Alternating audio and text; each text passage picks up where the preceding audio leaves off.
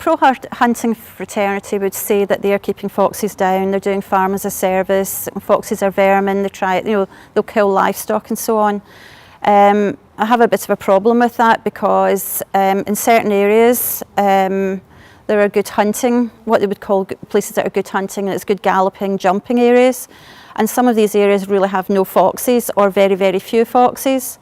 So what they would do is they would try and bag a fox and take a fox over to that area and let that fox loose so hounds had something to chase. Obviously you've got a fox that in an area it doesn't know, so it's particularly vulnerable to getting caught by hounds. There were young fox cubs in the attic above the tack room. They would throw dead chickens and so on into these fox cubs. They were very, very wild. And then they would be released into an area where there maybe weren't many foxes. To me, it was much less about keeping the fox population down and more about just having something to chase on horses and with hounds. It's a case of, we'll kill one thing, we'll kill another. It wasn't, well, we're going to stick to foxes because we're doing everybody a service. It was, if we can kill it, we will. Hounds had obviously a working life. I would say probably, I'm not 100% on this, but it was maybe about 7, 8 years old. And when they started to get a bit slow, they couldn't keep up. They weren't performing the job they were meant to do. The hounds were then generally taken round the back and shot.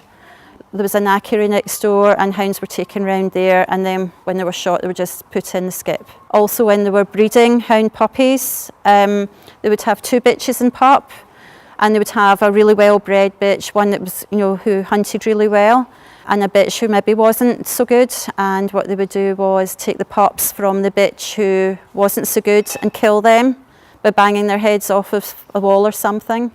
And then they would split the pups so that the well-bred pups would have plenty of milk from another bitch. Don't think that because somebody tells you, oh, this is what happens, that is what happened, because believe you me, it isn't. I've seen both sides, I've been part of both sides, and I definitely would say don't do it if you have any kind of feeling towards animals. The pro-hunting lobby are very, very good at putting across what they do, but it's the same argument they've been using for years.